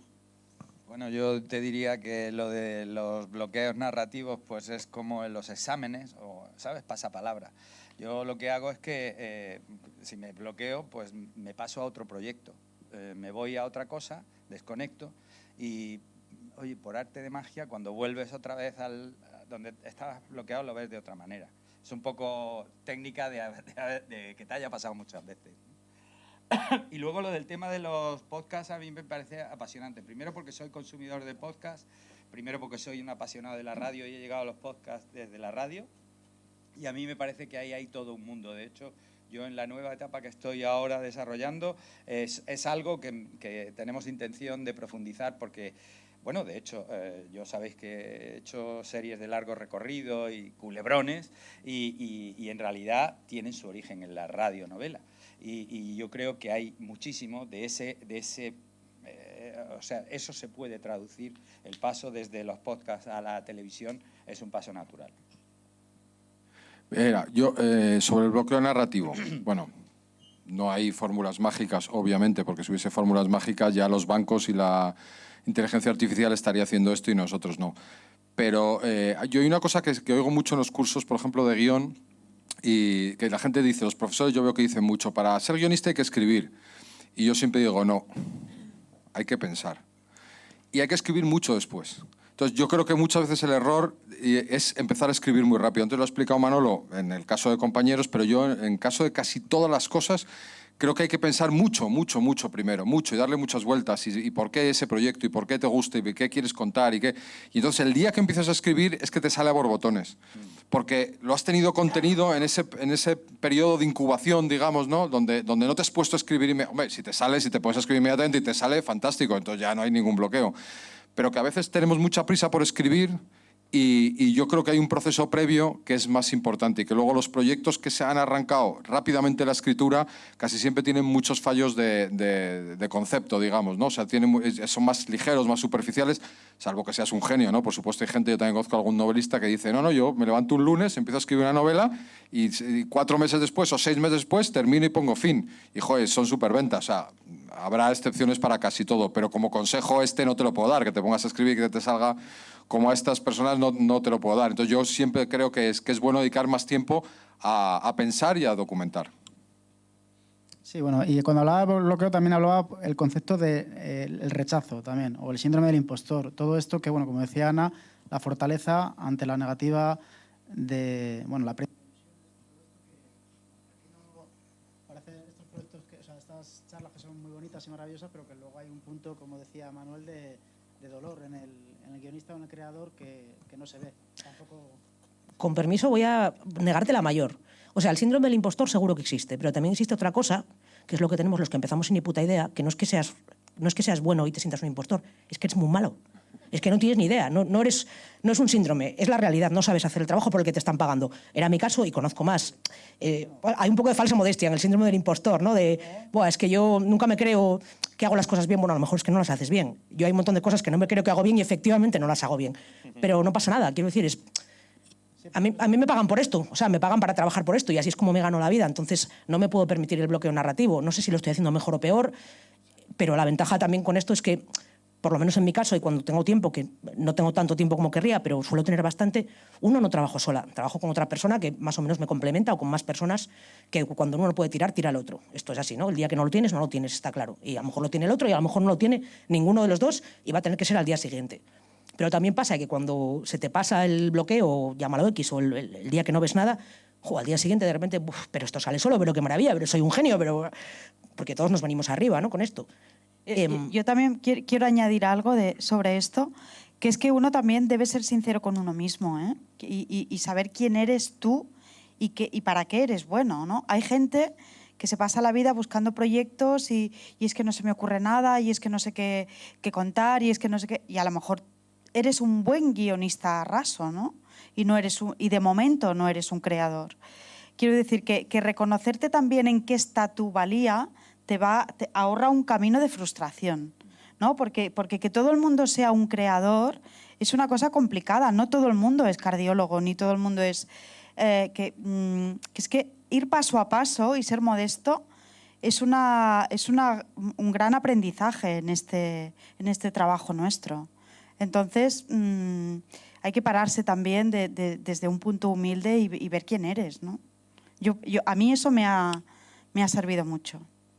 Dicho esto, efectivamente, luego hay una gran frustración. En este proyecto que os decía de Robert Capa y Gerda Taro, que está por ahí Pablo Barrera, con el que lo hicimos conjuntamente, estuvimos, pues yo creo que cerca de 2 años, trabajando exclusivamente en eso, en un proyecto, documentándonos, pariendo cosas, profundizando en los personajes, bueno, un trabajo de la hostia. En mi cabeza esa serie existe y nunca se ha hecho. Y eso, es una frustración acojonante. Una frustración tremenda. Yo entiendo... Hacerla ahora. Fíjate, cuando intentamos venderla tuvimos alguna reunión, porque había que hacerla en coproducción. Cuando la contabas por ahí a los franceses, había una productora que estaba también muy interesada, porque les hablas de Robert Capa y de Gerda Taro, que yo creo que ahora ya es más conocida, pero que ha sido siempre como muy desconocida, ¿no? en la relación que tuvieron los dos. Pues les parece una historia impresionante, una historia de amor preciosa. En el París cuando se conocen, los dos refugiados, la guerra civil en España, cómo vinieron aquí a jugarse la vida por la República. Una historia del copón, preciosa. En ese momento no había plataformas todavía y no se quedó ahí ese proyecto. Pero en mi cabeza existe, porque es que la curramos tanto, ahí está Pablo y yo, y más gente, ¿no? Pero vamos, sobre todo los dos estuvimos currando mucho en esto. Entonces, yo entiendo ahí, cuando decías eso, lo de Arde Madrid, te entiendo muy bien todo ese tiempo que estuviste allí documentándote tal. Menos mal que hiciste la serie, porque es que, joder, si después de todo ese trabajazo, de esa pasión, porque además o lo haces con pasión, o te lo crees, o para qué. Yo he tenido la suerte en esta vida de hacer exactamente lo que quería, contar historias, en un formato o en otro. Entonces, y siempre, cuando eran unas series más importantes o menos importantes, siempre ponía la misma pasión, porque me encanta contar historias. A veces con equipos grandes, a veces con equipos muy pequeñitos, pero siempre intentando dar lo mejor de mí mismo. No sé cómo lo hacía, pero al mismo tiempo, médico de familia, nació mi primer hijo. Compañeros, mi segundo hijo. Pues llegaba, como fuera, a leerles el cuento todas las noches. Y toda mi vida, sin embargo, estaba pensando constantemente en cómo resolver un problema. Por la noche, a las 4 de la mañana, me despertaba, ya lo tengo. es que los que nos dedicamos a contar historias, con esa pasión, es algo más que un trabajo, es algo más que un oficio alimenticio, es algo tan bonito como contar historias, que es la cosa más bonita, con un formato o con otro, siendo showrunner o siendo guionista, siendo novelista o siendo alguien que hace un podcast. Contar historias. La industria ha cambiado mucho, ahora hay muchas ventanas, ahora los chavales ven las series en el metro y pasan deprisa cuando no les interesa algo, pero yo creo que siempre va a haber esa necesidad de escuchar una buena historia, de ver una buena historia, y para eso estamos nosotros. Cambian las ventanas, pero siguen las historias, ¿no? Más preguntas, va. Pero Ahí. una cosa última antes tal, respecto al rechazo, un rayito de esperanza, ¿vale? Hace unos años, Rafael Cobos y Alberto Rodríguez fueron a dar una charla respecto a La Isla Mínima que acababan de estrenar y estuvo muy interesante. Miento, no estaba Alberto, estaba solamente Rafael. Y bueno, le hicieron preguntas de todo tipo y nos habló de un proyecto que tenían desde hacía años que no habían conseguido sacar y que por en medio les había dado tiempo a hacer La Isla Mínima, El Hombre de las Mil Caras, un montón de cosas. Total, el proyecto me parecía muy interesante y cuando acabó la charla me fui a presentar, le dije, oye, perdona, el proyecto del que hablabas me gusta mucho, ¿hay algo escrito que pudiera leer si te parece bien, si no te importa? Dijo, no, ningún problema, dame tu mail. Vale, muchísimas gracias.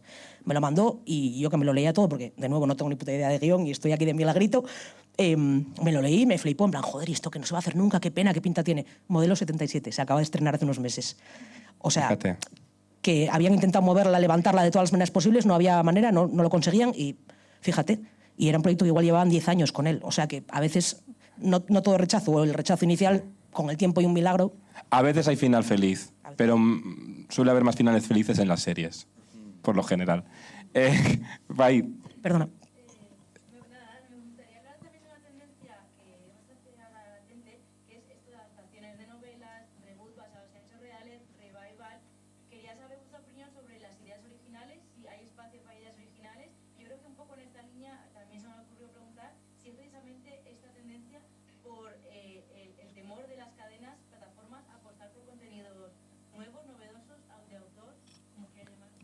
O sea, yo sobre el tema de los revival y todo esto que he hablado bastante, o sea, conozco bastante el tema, al final ahí hay una cosa clara y es que, por ejemplo, Antena 3 dice, quiero más suscriptores en mi plataforma, hago 2 capítulos de física o química y consigo que me vengan una serie de seguidores. No hace falta tampoco hacer una temporada entera, porque realmente con hacer 2 ya has conseguido que paguen la cuota esa gente a lo mejor de ahora que tiene 30 y algo, que tiene buenos recuerdos de esa época. Entonces, en ese sentido, yo creo que es donde funciona. A mí me dan un poco de pereza, pero bueno, luego pueden estar bien, porque luego depende de cada creador, de cómo lo haga, y por emplo, el reencuentro de física y química me parece que no está mal.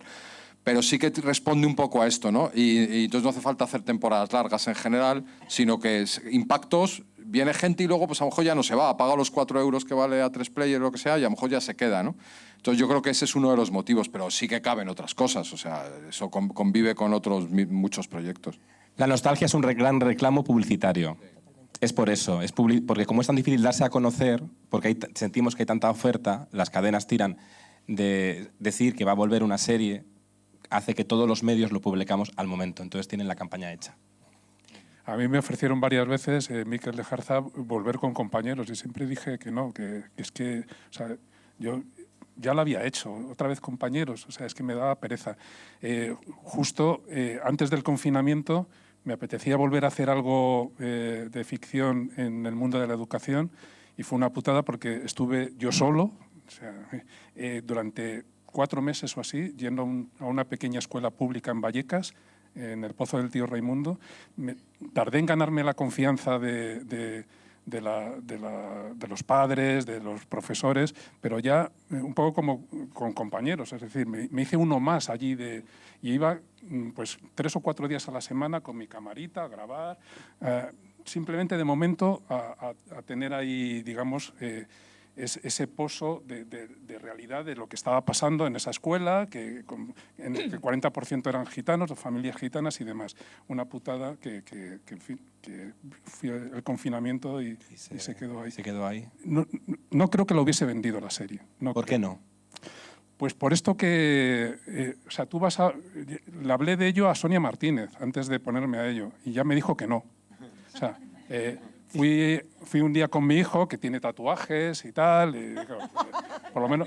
Lo empujaste ahí en plan... Para que vea Es que eres un tío para que vea que soy un tío guay, que no soy un viejuno, que es el que hizo Compañeros y Médico de Familia, sino que, joder, que mi hijo tiene unas greñas tremendas, hace rap, no sé qué.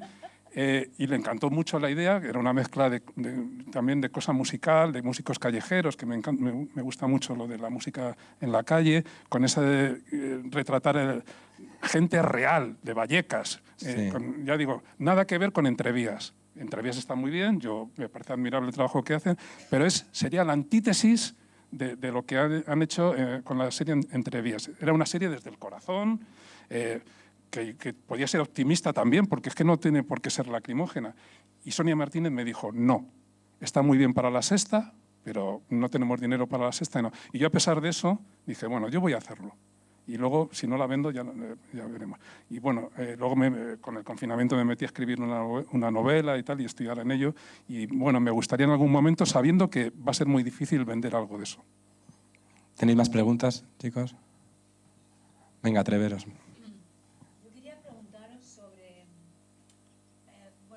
Yo pertenezco a una de las organizaciones de ACIMA, ¿vale?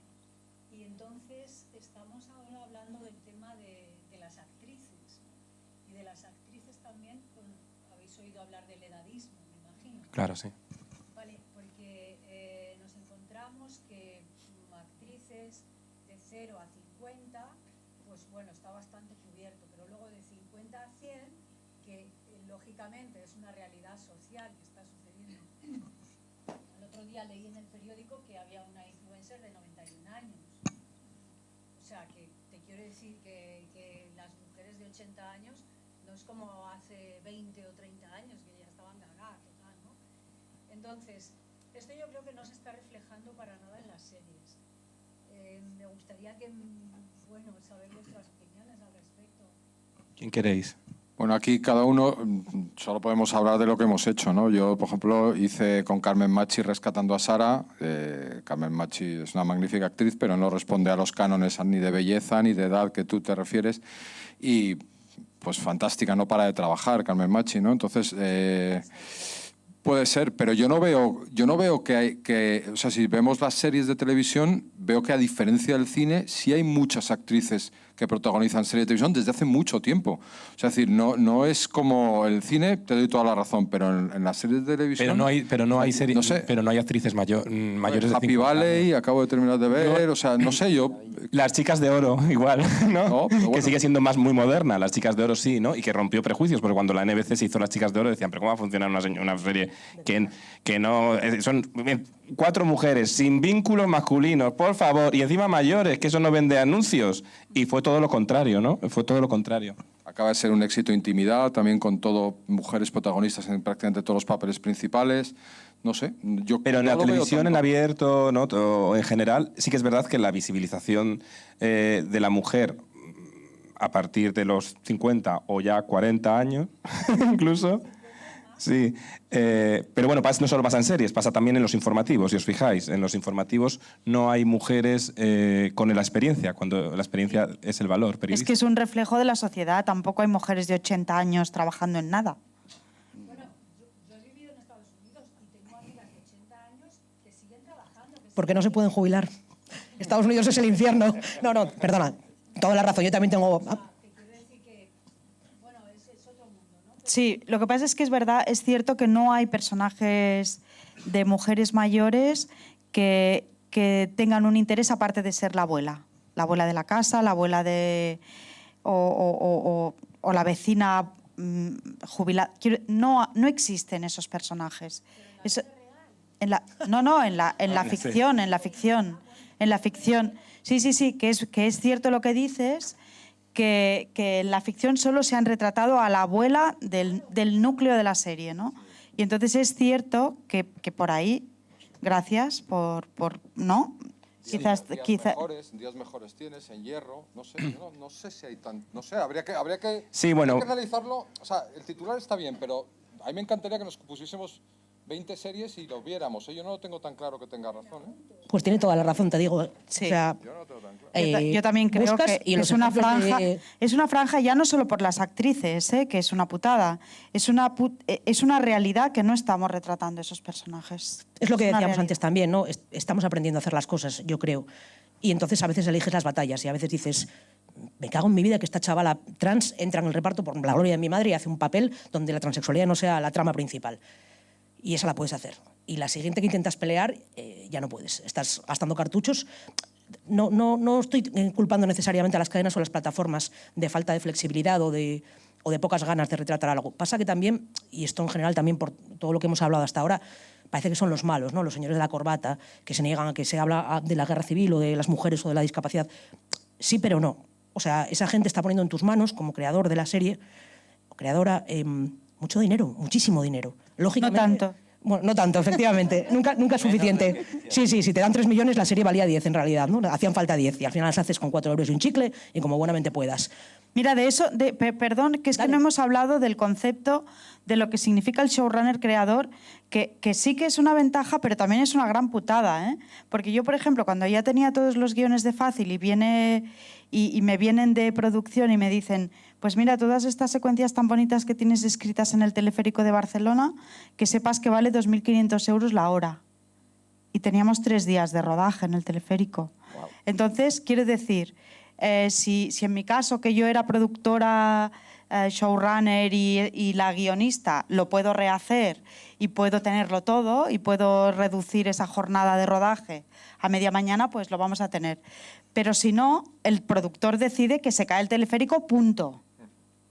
Punto. Claro, sí. Guión No sé qué venía. guión propone y producción Y dispone. el showrunner lo pelea, ¿no? Claro, entonces a lo que voy es a que, bueno, primero nadie nos debe activismo, es una desgracia, pero es así. Las ficciones son lo que son, no necesariamente lo que querríamos que fueran. A veces ni siquiera querríamos que fueran exactamente lo que necesitamos, ¿no? Pero peleas lo que puedes. Unas cosas se pueden más, otras menos. Y sobre todo las productoras, no sin razón, quieren seguir vivas. Quieren que el negocio funcione y poder hacer la siguiente serie. Entonces, si van a dejar un montón de pasta en tus manos para que hagas una serie, lógicamente quieren un retorno lo más inmediato y fructífero posible. Y tiene todo el sentido. Porque a la cuarta serie que hagas que no va bien, pues... O sea, todos conocemos productoras que se han tirado años viviendo de migajas de una serie que les fue bien y que nunca volvieron a hacer nada igual de bueno. Y eso es una putada. Entonces, a veces te dejan hacer algunas cosas y a veces no. Peleas lo que puedes. Yo la segunda bollera no la peleo porque ya no puedo, pero peleo otras cosas y a veces peleas eso. Y mira, no digo que esté yendo a cosa fantástica, a pesar de que Manuel dice que si mira series se ve bien, pero el cine, por ejemplo, de repente dice Susi Sánchez, Petra Martínez, o sea, un montón de gente que es verdad, que ¿qué hacen? Películas intimistas de mujeres con menos presupuesto, jamás una peli de acción, jamás una peli de thriller, de género, pero La abuela, por ejemplo, ¿sabes? Yo qué sé, en cine va despuntando gente que con un poco de suerte puedes llevar los datos de esa película y decir, mira, lo ha petado, número 1 en Netflix durante 8 fines de semana, lo más visto en Estados Unidos en el puesto número 4 durante tal, y es esta tía la que se ha traído a la gente de calle, porque la abuela hace un papel tremendo, ¿no? O en el caso de La enfermedad del domingo, o en el caso de 5 lobitos, y con eso en la mano igual puedes pelearlo un poco mejor. ¿Alguna pregunta más tenéis? Venga, atreveros. O... Venga, ahí.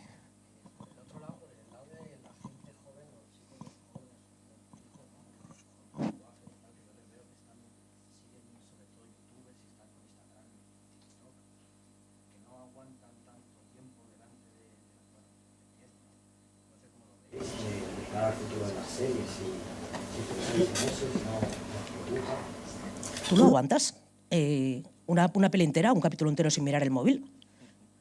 Lo digo porque la juventud...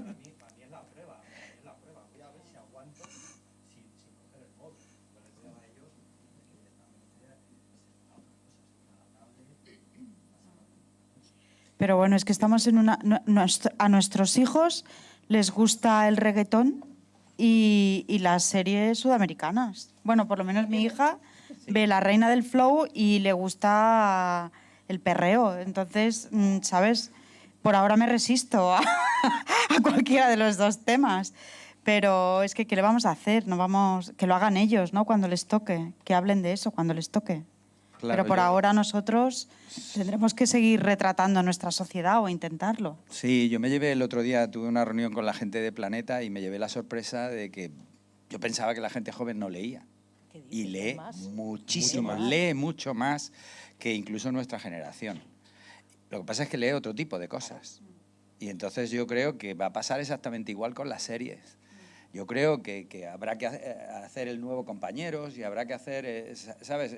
Yo creo que el problema no son los móviles ni son los jóvenes. Es lo que nosotros le vayamos a ofrecer. Yo creo que ahí está por llegar la nueva generación de productos para ese tipo de público. Y nosotros ya vamos teniendo una edad. Entonces tendrá que venir un cambio de generación. ¿Queréis añadir algo? ¿Alguna pregunta más? Pues acabo yo con la última pregunta, a ver qué me contestáis simplemente cada uno. ¿Cuáles son, Manuel, cuáles son los retos? ¿Cuál es el reto tú que ves primero para nuestra afición ahora? A mí hay una cosa que ha dicho Manolo que me ha gustado mucho y es, yo creo que desde los 90, de alguna manera, creamos una especie de ficción de cómo es la sociedad y de cómo es España. Y yo estoy muy de acuerdo en que falta un poco entrar más en la verdad. Y a lo mejor no tiene por qué ser solo una verdad social, que también puede ser, sino una verdad a lo mejor más íntima, ¿no? Por ejemplo, la serie, yo tenía una serie hace años un poco del estilo de Intimidad, ¿no? Yo me acuerdo que llevaba a los sitios y me miraban y decían, ¿qué es esto que estás contando? O sea, esto no le interesa a nadie, porque era una serie como sobre la intimidad de la gente. Y ahora cuando salió Intimidad, yo seguía la llevé a Netflix y digo, oye, que por fin esta serie, 8 o 9 años después, hay algo ahí como de entrar de verdad en los personajes, ¿no? Y de contar de verdad lo que les pasa, lo que les sucede, de que hay una conversación de repente entre dos personajes que digas, ostras, esta conversación se puede tener en la vida real. Y hay algo como que toca algo más profundo, ¿no? A mí me parece que si conseguimos eso, y eso no quita para que eso no lo puedas meter en un thriller, que es ahí donde voy. O sea, tampoco hace falta que sea solo una serie intimista, que solo hablen de eso, que tal, sino que tú en un thriller puedes pararte, y yo creo que es lo que debemos hacer, puedes pararte y de repente decir, los personajes tienen profundidad. Y luego te hago 3 giros para que te sigas entreteniendo, pero que en el momento que te paras, no sé si habéis visto The Last of Us. El capítulo 3 de The Last of Us a mí me parece que es maravilloso. Y de repente se para la acción y te cuentan una historia de 2 tipos perdidos del mundo y es otra cosa, ¿no? Pues el poder hacer ese tipo de cosas me parece que es un reto. La vida en general se graba en primer plano, la de todos, ¿no? Entonces eso. Ana, ¿cuál es tu deseo? A mí me gustaría que dejásemos de perseguir los éxitos, ¿no? Y dejar de perseguir los moldes de estereotipo de lo que funciona, de lo que no funciona, y sorprender un poco al espectador con cosas que no se han visto, que no se han tratado, que tratadas desde un lugar... eso que vosotros le llamáis intimidad, yo le llamo honestidad, porque creo que en verdad se puede hacer todo. Es Happy Valley, por ejemplo, ¿no? Es una serie de una policía que investiga casos, pero de repente hay unas secuencias donde tiene que tener una conversación de una herida familiar y se tiene a fondo. Se tiene a fondo. Sin resquiebro de, ay, no, porque aquí la audiencia, ay, porque el ritmo, ay, porque sí, aquí tiene que haber un giro, porque si no, no. Quiero decir que en ese caso creo que esa separación que hacemos entre creadores y series de productores se deberían empezar a mirar un poco más y aprender, ¿no? de aprovechar esas cosas y que los productores al uso que no están en el proceso creativo dejasen un poco de manga ancha al creador, que es el que tiene la necesidad de contarlo así, ¿no? Sí, no tanto ser replicantes, ¿no? Como Claro. Valdivia, ¿tú cómo lo ves? No, pues ya creo que me he explayado ya hoy de eso. Pero tú expláyate, que puedes, hombre. Para eso has venido. No, pero bueno, sí. Yo creo que sobre todo hablo más como espectador, ¿no? Que lo que decía antes, es decir, que yo quiero series, una de dos, que me sorprendan, cosa que yo entiendo que genios hay muy pocos y cada vez parece que hay menos espacio para contar las cosas de una manera que a nadie se le ha ocurrido. De vez en cuando sale alguna cosa, o por lo menos series que se cuenten desde la verdad, que sean sinceras. Es que yo enseguida, el otro día estuve en una masterclass de Howard Gordon, que estuvo en Madrid, muy interesante. Yo era... con mi clarividencia, cuando vi los primeros episodios de 24, la primera temporada, dije, fantástico formato, pero vamos, esto no da para más que esta temporada y no más. Bueno, luego me vi... Sí, soy un visionario. Me vi todas las temporadas, me vi Homeland entero. puse el episodio 1 de una nueva serie que se llama Acusados y no me gustó.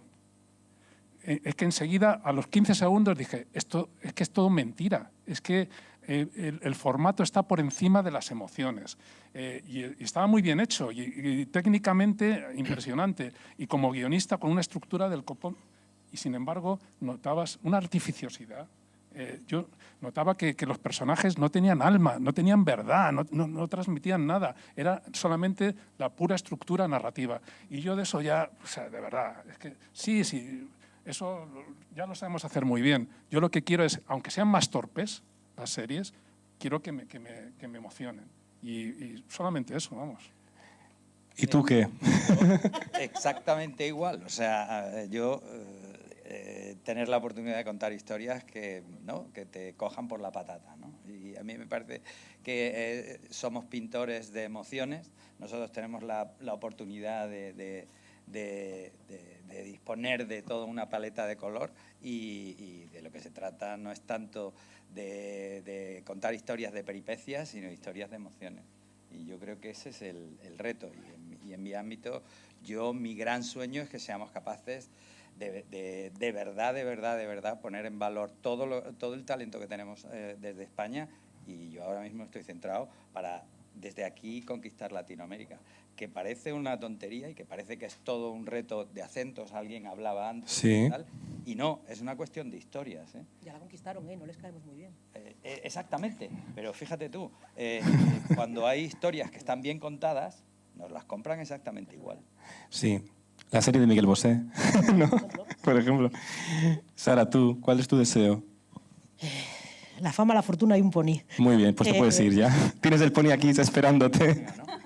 Un pony, unicornio, ya le pongo yo el cuernito. No, como espectadora te digo que comprando lo que dice Manuel, bueno, lo que decís todos de algo que me sorprenda, algo desde las emociones, a mí también me flipa una buena serie vieja y clásica como El Demonio. O sea, a mí me pilla una reposición de Ley y Orden, Unidad de Víctimas Especiales, y me dan las 3 de la mañana viéndola, relajadísima y encantada de la vida. Tun, tun. Tun, tun, sí, totalmente. Bueno, Doctor en Alaska, que ahora la estoy revisando. Doctor en Alaska, por Dios.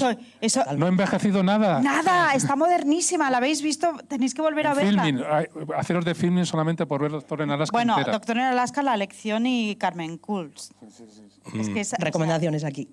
Recomendaciones. Como espectadora, cosas nuevas y sorprendentes, pero también cosas más viejas que El Hilo Negro. Súper happy de echarme una policíaca de estas viejísimas, Southland, Chicago PD. Me gusta mucho el policíaco, Line of Duty. Bueno, Line of Duty no es vieja, es relativamente reciente, pero... Yo creo que sobrevalorada, pero bueno. Bueno, sobrevalorada en tu casa. En la mía, a las 2 de la mañana nos vale Tiene todo. trucazos que no veas. O sea. Bueno, será que nosotros no hicimos trucazos. Entonces, como espectadora, bien para las dos cosas, bien para lo moderno y bien para lo clásico. Y como guionista, pues que no nos falte curro. Yo me lo paso muy bien haciendo cualquier cosa. O sea, cualquier cosa literal, que si me dices, ¿quieres crear tu serie? Sí, claro, pero ¿te escribirías un capítulo del Ministerio del Tiempo si hubiera otra temporada? ¿Dónde hay que firmar? Claro. Olivares, llámame. Llámame, por Dios. ¿Olivares estás aquí? Ah, no, que hoy no ha venido. Olivares, no. Un capítulo sobre Bárbara de Braganza. Ahora ha empezado el debate interesante, ¿veis? Si teníamos que haber empezado por Doctor en Alaska, qué error de guión. Perdón. Tenía que haber empezado yo preguntando por Doctor en Alaska, Sara. Ah, claro. Bueno, pues hasta aquí llegamos, que además nos hemos pasado un poco de tiempo. Gracias a la SGAI, la Fundación SGAI, gracias a la Academia, gracias Sara, Inma, y gracias a todos vosotros por haber venido, ha sido muy interesante. O sea, hemos aprendido varias cosas, a ver, que yo me lo voy a apuntar por si copio alguna idea para algún artículo. Honestidad por encima de algoritmos, emoción por encima de clichés, y que no hacemos como en la vida, no hacemos lo que queremos, hacemos lo que podemos. Gracias y que triunfe la imaginación. Gracias a todos.